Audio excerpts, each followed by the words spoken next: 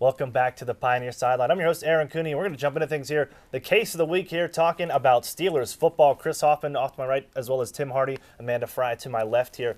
And ladies, gentlemen, Steelers just squeaked out that win on Sundays, 16-13, or 16-14, I should say, against the Philadelphia Eagles, and came down to the wire. Guys, can they make the playoffs after a poor performance like that? I'm going to have to say no, Aaron. I mean, just the way the Steelers have played this season, it's been too inconsistent. I mean, you see it, like, just look at the Oakland game and the Denver game. They played a tale of two halves. Defense plays solid for one, doesn't play solid for the other. You need defense to win championships. Amanda, what do you think? I think that the Steelers will make the playoffs this year because Mendenhall, he's recovered, he's finally back. And yesterday, the Steelers benefited from him greatly. And since he's back in the lineup, I think that the Steelers will be very successful throughout the season. Got to have that running game. And it really made a difference having Mendenhall in there. Tim, what do you think? I had to agree with Amanda with her. And when it comes to the Pittsburgh Steelers, Mike Tomlin, he has a 22-8 record when it comes to the divisional rivals with the Ravens, the Bengals, the Browns. And also, he has a winning record on every team that he plays with after the bye week, except the New York Giants. So I'm going to have to say they're going to make the playoffs. Yeah, but we're not talking about the same old scrum bums of the AFC North here. The Browns, yeah, they're still at the bottom at 0-5. But the Ravens have definitely improved. The Bengals have really improved their game, getting Andy Dalton. He's only in his second year. He's got a bright future ahead of himself. I mean, the defense is 26th in the rushing game you mentioned is only 26th in the league, only getting 82.8 yards per game. Mendenhall still has a bit of a fumbling issue. We saw it yesterday. No one was around him. Luckily, that ball fell out of bounds. I mean, the team's just too inconsistent. And the one big Achilles heel of this team is the defense's play against the no-huddle. Denver went to it, had success. Oakland went to it, had success. That's going to be a big problem because teams tend to do that if they're losing in the game. And that defense is struggling a lot at times. And no Polamalu probably now for a little while, too, as he re-injured that calf. I mean, Chris is making a great case here, guys, for the Steelers not making the defense. And I'm really starting to lean that way that they may not make the playoffs.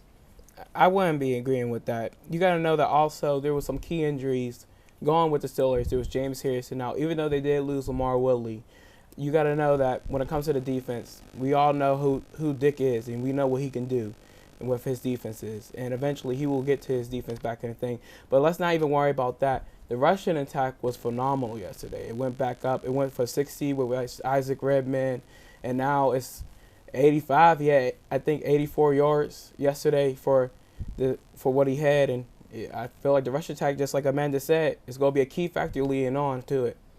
Amanda, you talked about the rushing attack, and it has gotten better. Mendenhall, 101 yards yesterday in just his first game back, and it can only get better from there.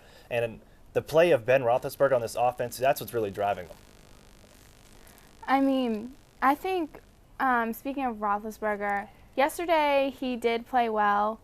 I think as a team together, the Steelers exceptionally played well. Again, if they keep playing the way they do, I think they could even make the playoffs as a wild card team.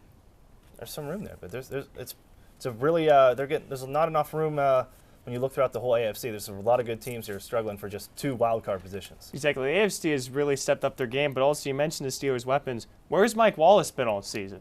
I mean, he held out, wanted all that money for a big contract extension, and he's basically been a no-show all season. He's had 1 touchdown, just basically a Hail Mary pass from Roethlisberger.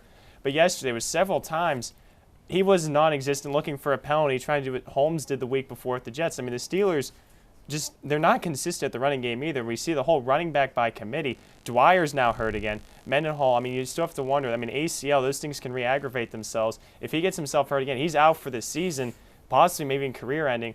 And now that Troy's starting to get banged up, we saw at the end of last year, the defense is not the same without him. Ryan Monday's good, but he's not as good as Troy Polamalu. There's only one of him in the league, and that's why he won the Defensive Player of the Year a couple of years ago. Tim? Well, he does have some key facts there, but you have to say, what other team is there today? We could honestly say the top 4 teams probably who go win the division is New England, Houston, Baltimore, and you can either give it a toss of San Diego or the Broncos. The only competition they could possibly have is the New York Jets, who are mediocre. They don't know what they're doing, I believe. And when it comes also, one of them, San Diego or Broncos, I feel like is going to get the 5th. But the 6th seed goes to either us, the Pittsburgh Steelers, the Denver Broncos, San Diego Chargers, New York Jets, or even possibly the Indianapolis Colts. And being just a rookie quarterback, we know how that all works. Some teams make it, some teams don't. It's a toss-up, but I feel like they're going to make it. Well, Chris, real quick, we got to get out of here. And we saw Andrew Luck. He had success against Steelers. It's possible. And if the Jets turn it around, you never know. And the Bengals aren't too shabby this year.